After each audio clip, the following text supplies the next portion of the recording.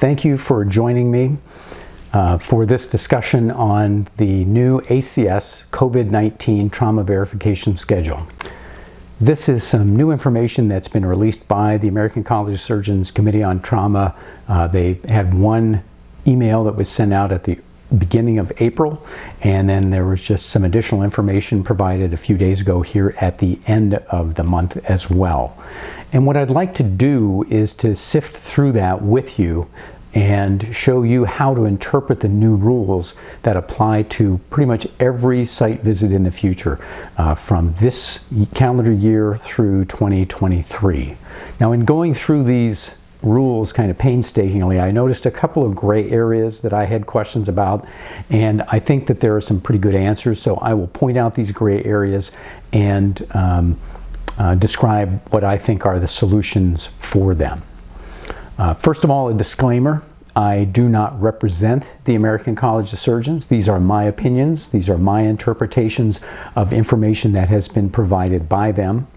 And as always, the college can change its mind. It can update the rules.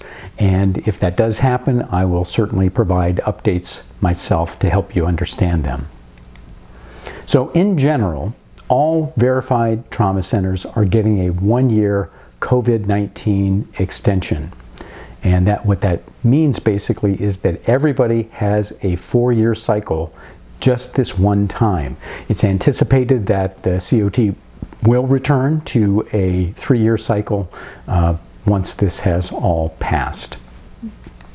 So there are differences for programs who are scheduled to undergo a site visit this calendar year versus in 2021 through 2023. And so I find it convenient to kind of divide and subdivide the groups to make it easier to understand. So what I'm going to do is to look at programs that have scheduled site visits for this calendar year versus those in 2021, but I'm also going to slice it and dice it and first consider those centers who have some kind of site visit, an actual on-the-ground, reviewers present site visit, versus those who have a focused site visit. And I'll also divide it into those who have their site visit scheduled March through June of this year versus July through December. So first of all, let's concentrate on those centers who have an actual reviewers present site visit scheduled for this year. So this would include consultation visits, initial verification visits, and re-verification visits. If you are scheduled for March through June, this is considered a confirmed visit. And what this means is that you already have the reviewers assigned, you already have an exact date, everything is ready, you are well on your way to closing your pre-review questionnaire. So if this applies to you, then your site visit is going to be rescheduled by the college for you for exactly 1 year in the future.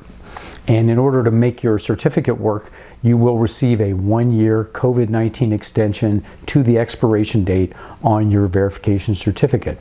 You still have to complete your PRQ on time, and you will still have to use the reporting period and medical records that you have already identified for that visit. So basically, you've got 1 year where everything is frozen.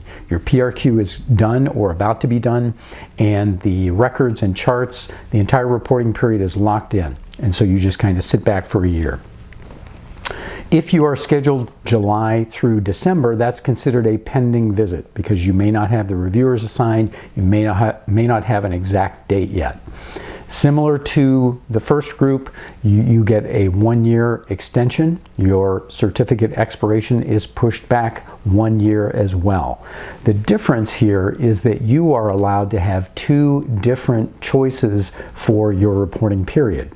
And the underlying idea is you pick a period that will minimize the impact of COVID-19 on your numbers. So you have the choice of using your already in progress reporting period, the one you've already selected, Or you can use one that's attached to your new date, which means you get to start all over again. And you just need to let the COT know which one that you want to choose. The medical records obviously will be based on the particular reporting period that you select. So that's the on-site visits for consultation, verification, or re-verification. Now, what about focus visits? So the rules apply to focus visits that are scheduled through December, and it's going to be split up again between confirmed and pending. But the general rule is everybody gets that 1-year COVID extension. If you're verified, your visit is going to get pushed out, and your verification, assuming that you pass the site visit, will be for an additional 2 years up to 2023. If you're not verified, you lost your verification because you had too many criterion deficiencies, then again, you will get that 1-year extension. You will get a 3-year verification that begins kind of backdated here to 2020. So it will also expire in 2023. So let's talk about confirmed visits. You have a focus on-site visit scheduled March through June of this year. The COT is going to automatically reschedule that for about the same date next year, and you basically prepare as if you were doing it this year. So your corrective action plan is due on the same date. The reporting period and the charts you pull are for the same dates. Again, you just put everything on the shelf waiting for your visit next year. If you have only a confirmed visit, meaning that you are scheduled from July through December, then again, it's pretty similar. The date gets pushed back 1 year. You get the 1-year extension, so your certificate goes 1 additional year. And then once again, you have 2 choices for your reporting period so that you can minimize the impact of COVID. You can either pick the one that you've already been doing and use the charts for that period, or you can select the new chart rule based on a new reporting period. And again, toward the end of this video, I'll show you a table that shows you how to select those months. If you are a focus by mail, it's considerably easier. If you're already verified, then you just have to send in the requested documentation by the deadline that was provided. And presuming you pass, you get the 1-year COVID extension plus the 2 years that you would have normally gotten. That keeps you verified through 2023. If you're one of the unfortunate centers that had lost your verification, the same things apply. You just provide the information on time. You will get the 1-year extension plus the 3 years, and that also brings you up to 2023. So now let's shift gears. Let's go to the next few years. Those centers whose certificates expire in 2021 through 2023. As a group, everybody gets the 1-year COVID extension. Everybody has their expiration dates extended to 1 year later. So if you expired in January 21, you now expire in January of 22, and you plan your site visit accordingly. The reporting period that you choose is based on the guidelines that the COT is now putting out, that again I'll show you in a table here shortly. In general, the reporting period is supposed to end 3 to 4 months before the site visit, which means no more than 2 full calendar months before you close the PRQ. I'll clarify this in the table here. So here is the table, and just concentrate on the December listing. So you have 2 options, option A or option B. If you have a December site visit, your reporting period can either end in August or September. And you basically choose based on your volumes, your registrars, how long it takes you to crunch the numbers that are needed for the PRQ. But they're trying to kind of limit it so you don't have a reporting period that's too far in the past.